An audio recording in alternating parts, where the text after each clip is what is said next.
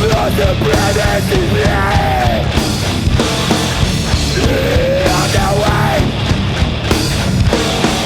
Wait for a crowd. You would say that it's me.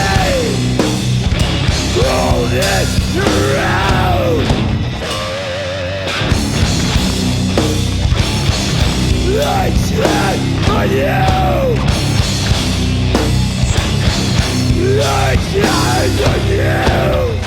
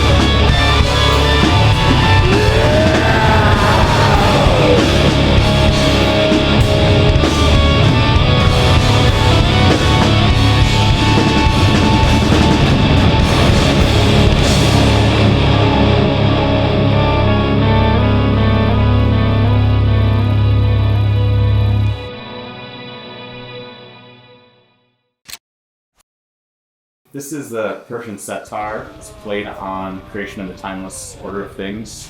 And I learned to play it just enough to try to create some of the ambient vibe. I play it into my HX Stomp with a like Fender emulator, and then it has like some delays and reverbs on it. And one of the delays is, or one of the reverbs is kind of this swell that's almost like orchestral sounding, which also kind of like duplicates some of the feel. I mean, we had a lot of actual instrumentation on Creation of the Timeless Order of Things, so we can't, unless we have like a huge touring 5-piece orchestra, it's not gonna be that, but at least to capture a little of that vibe. Money knows a little more about the history of the instrument as well. Yeah, so setar means se means 3, tar means string, like guitar, tar. But it actually has 4 strings, but the 2 bottom strings are 2 the same. And it's one of the oldest existing or oldest new instruments that's still like steadily played. It's like the great grandfather of the guitar. I think most likely that's what ethnomusicologists say. Yeah, and it's a very traditional instrument, and it's meant to sound like you're playing it in like a grand cavernous, mosque or cave or something, even though it's like really quiet and delicate. And yeah, it's one of the folkier Iranian instruments, but it's like one of the more common instruments in Persian classical music. And our friend Farid is like one of the best setar players in the United States. And he studied quite a bit with like masters in Iran. So we were very lucky to get him again. Dan and I are both of Iranian origin. Dan's father, both my parents. So it has a sentimental cultural attachment for us too, to put it on the record. And the songs that we put it on, the main song where it's featured the most is actually about when I was a child in Iran. So it really like thematically brings the whole like composition and lyrics together. This is a block letter 5150, sort of the stock modern metal amp. I got this from a buddy of mine. Obviously it was in rough shape when I got it. It's already been stripped. It didn't have a front plate, it didn't have a top plate, it didn't have a back plate. So I ordered all that stuff and sort of ended up getting the XXX face plate. And then I have a few effects down here. So I use this, with the 5150, I'm able to just switch the effects loop on and off very easily with that pedal controller. And then pedal-wise, for the effects, I'm using the Boss digital reverb delay, the Mel 9, which kind of, you can mix in a certain amount of like different orchestral sounds. So I have it set to like strings, like a string setting. And then I use the super shifter, Boss super shifter, which is just like an octave. I just use the octave setting to get like some octaves. So octave combined with the orchestral and the delay reverb pedal, and that kind of is used for the ambient stuff. And then it's almost like I use it as a boost at the Throne Torture, which is like an HM2 mod. The thing that's unique about the Throne Torture is that it has a mid control, and it also has a blend feature. So I actually don't blend, like I don't go full HM2. I basically blend in, like I probably have it on, 1/4 volume setting, and then I have my direct signal going in like at half. So you get like a little of that chainsaw effect, but you still get like mids for squeals and some tone in there. DC Rich Orbeast, Fishman pickups, and yeah, love it.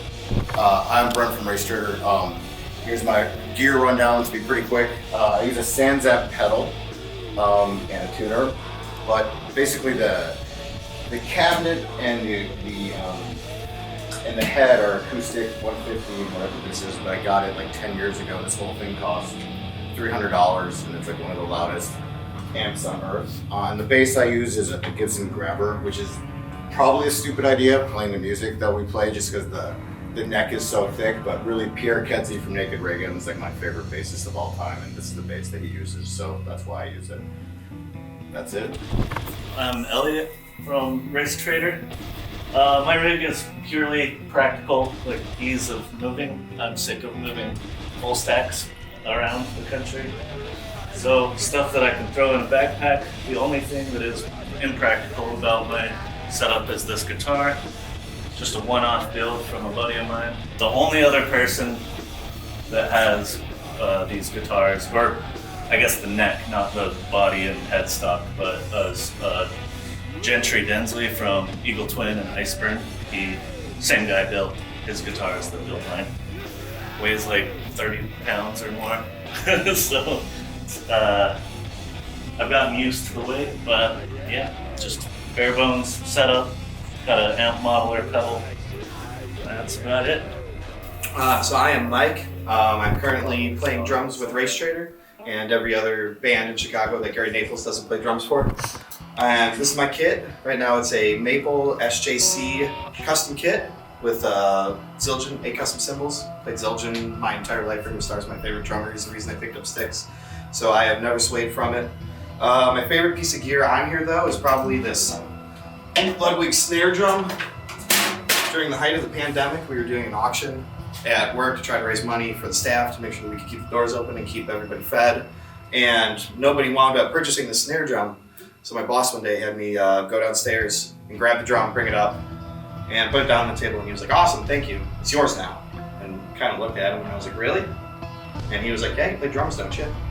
And this thing's amazing. It's a 100th anniversary Ludwig pewter copperphonic. It's got a crack, it's got tone, it's got depth. Probably my favorite piece of gear I've ever owned. And that's really it. I don't know. Well, we had like a grind band before Racetraitor called Pinkly, with the singer of Tusk, and that band kind of broke up. And then that girl was like in Guatemala, like on a service trip, and we like talked and kind of like hatched the idea of doing Racetraitor. We wanted to do, Pinkly was pretty political, but we wanted to do something even more like confrontational and direct. And then we're like thinking of singers, and Money was in our group of friends. We all went to high school together, grew up in the same area, and Decker was like, "Yeah, well, Money." And I actually had a band with Money too called Attica. It was like a emo-y noise band. And then the bass player of Pinkly, we discovered he had been hiding that he was like a ripper at guitar and drums, and he went to drums and also like helped write a lot of the early material. Carl found Andy, who was a bit younger, and I found this dude, he could play like deicide drums, and this is when we were like transitioning into being more like technical death metal stuff influencing it. And we always wanted to both be able to play guitar. So when he told me that, I was like, awesome. So I drove up to Milwaukee. He was like, I don't know, 15 or 16. Like, he like very mild, meek guy at the time. And all of a sudden we're just down there playing and he just starts ripping on drums. And me and Carl are just like playing together, laughing. Like, holy shit, this dude's incredible. So really was a very early addition. He plays on Burn the Idol. I mean, basically throughout most of our songs, so we got him and we just refashioned songs. Yeah, we like the demo has like prototypes of what ended up on Burn the Idol, but it's like very grind. And then with Andy and the band, and also influence-wise, we started getting into some more technical death metal, like deicide, suffocation, and so that was kind of part of that evolution.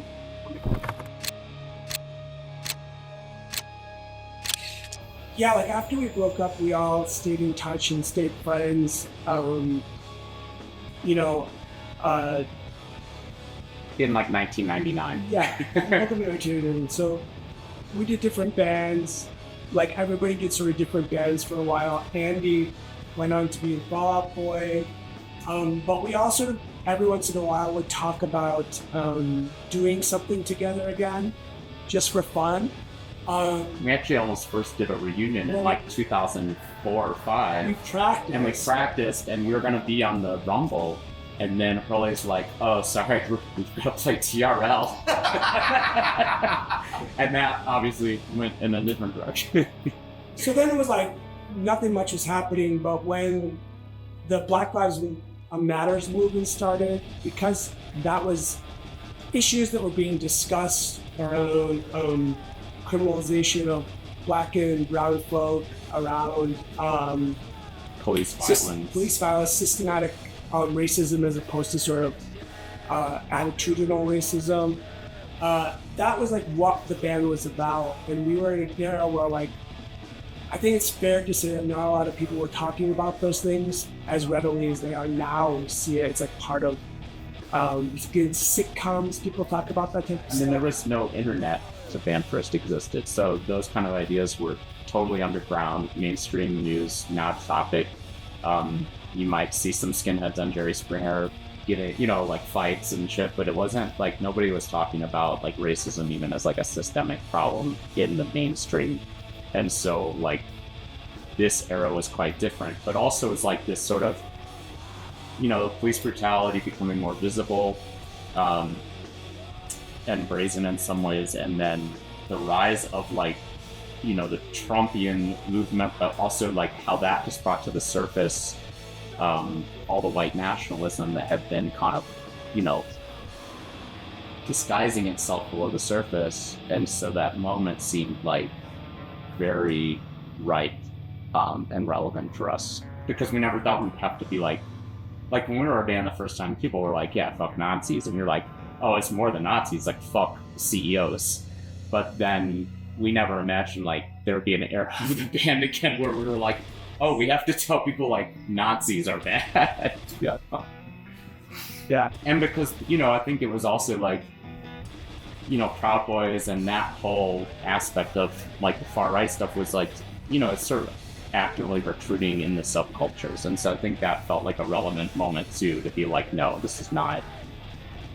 The other cool thing that I think was happening at the time is there's a lot of rise of like kind of anti-fascist punk bands and metal bands, and we kind of like fit in with them. So when we played originally, we played mostly to the hardcore scene, some punk scene, and it wasn't like really well received by most people. There's a bunch of bands that have songs about us. We're gonna do a cover record of it at some point. But I think what was great was like connecting with those other kind of bands from all over the world, kind of representing different communities and different ideas, and really coalesced to a cool thing that felt like good and made sense. And so I think that was a really important aspect of us, knowing that like an older band, we're not the ones like really setting the tone of the culture, but really like fitting in and being supportive. And it was really, I think, to this day, a lot of the shows we play, and we specifically play with a lot of younger bands that are cooler and better than us, and we're happy to like be in the room with them,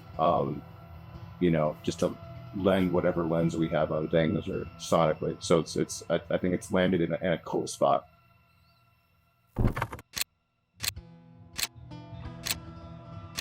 Like on our first full length, we had what would have been considered like alternative instrumentation for that era. So we had like 12-string guitars and acoustic guitars and just some instruments that you wouldn't normally find on a metallic hardcore record. So when this new record, when we started making this new record, we just were like, we really like that part of our identity. We obviously have broad musical tastes. Me and Dan are children of immigrants from Iran, and I listen to a good deal of Persian classical music. So we just thought this could be our last record, so let's put every sort of element that we like into it, try to fit it into the theme of the song. We have like the Persian sitar, we have a Palestinian oud on the record, we have cellos on a bunch of songs, and we have a violin playing a very very Persian sound on one of our songs. And I actually teared up in the studio when I was hearing our friend record the violin, because it's like exactly what my dad used to listen to when I was a kid. And so those elements, I think, not only kind of pushed the record into a fuller experience, but they also like resonated, I think, with us personally too. And I think anytime you can sort of have the instrumentation, the lyrics, and your personal experience all like coalesce into one piece, it always ends up being stronger.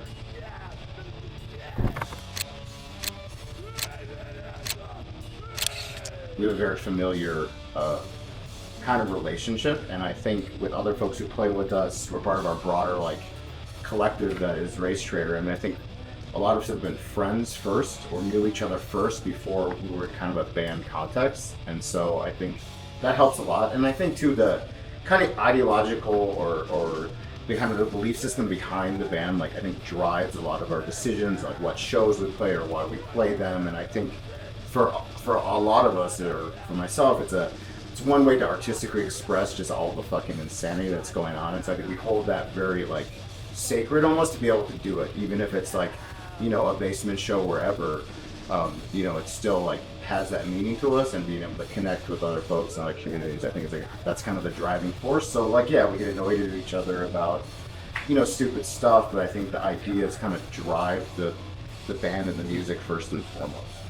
But I think like part of why it works now is that we're just all, and we've sort of learned like the lessons of being like, you know, 20 and testosterone filled and stupid, and having a very narrow view of what you want to do as a band and people. And I think the fact that like now we're so much more approaching it as a labor of love in a way, as opposed to like a mission that we had to do or else we were like failing in some way. I think that makes a big difference. So yeah, plus we have a therapist in the band, which helps. I will say that I think that just to kind of like add on to what you guys are saying, like I think that on the interpersonal stuff, in a way that like having the mission of the band gives a context, and it kind of checks the ego, because you know everybody has an output control ego, I mean, as human beings. And so sometimes this conflicts and tension arise, but then, you know, we get together and play a show or something, and it's like you're listening to Money talk about it, and oh yeah, that's what we're fucking doing here. Like that's the whole, and it kind of creates some kind of glue that I think pushes us to get through some of the, you know, ego stuff that can pop up, as you do when there's like 5 or 10 people on it.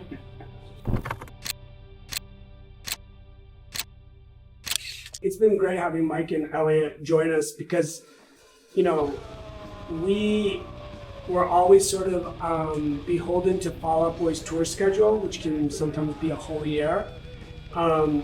And so we tried other fill-in drummers, but by far having both Mike in terms of his technical ability and being from Chicago has really sort of helped that work. And Elliot too, like our other guitar player, Andrea, she also tours a lot as a driver. And so having Elliot in Chicago, and Elliot's a ripper, has like really sort of, I think, helped us. And I can really feel the difference sort of in some of our live shows. The fact that these 4 guys are all in Chicago and they practice quite a bit has really helped. So I right now live in Texas, so I'm the only person that has to sort of fly in. But with our other lineup, we have one person in Portland in Oregon and one person in Portland, Maine, and then me in Texas, and then Chicago is supposed to be our home base. So it was definitely a challenge. So we found the 2 people with the best personalities and the best skills, and it's really been great having them with us. And the other people are still in the band, Andre and Andy, so, and now I guess Niraj is in the band too. Which at one point we will just show up with like all Eastern instruments, a cello, a violin, and a santur. It all keeps rolling downhill. Yeah. Just picking up more people. More and more It'd be a instruments on stage. collective. Oh yeah, I mean, full that's on. kind of like Totally is. Yeah. Call us Big Face. Yeah, so last year we put out the split with Chopin, which are good friends of ours. We put out this record Creation and Times Order of Things, and we also contributed a song to the Hardcore for Gaza comp that came out about a month ago or so. We played that song for the first time last night. It surprisingly we went through. Elliot had to write it down on a piece of paper for us and put it in front of us. We were doing play that. Right, yeah. But you know, and I think for us, it's like always being part of comps like that, or contributing to like benefit shows like we did last night. I mean, that's really where our heart is at. And so I think as long as all those things make sense and we can contribute, and us being in the room like add something, that, you know, I think we kind of have an open idea about it. think musically, probably we like you were joking, but I think the next iteration is definitely going to be a lot of weird instruments and like 12 people and more chilled out. But we'll see.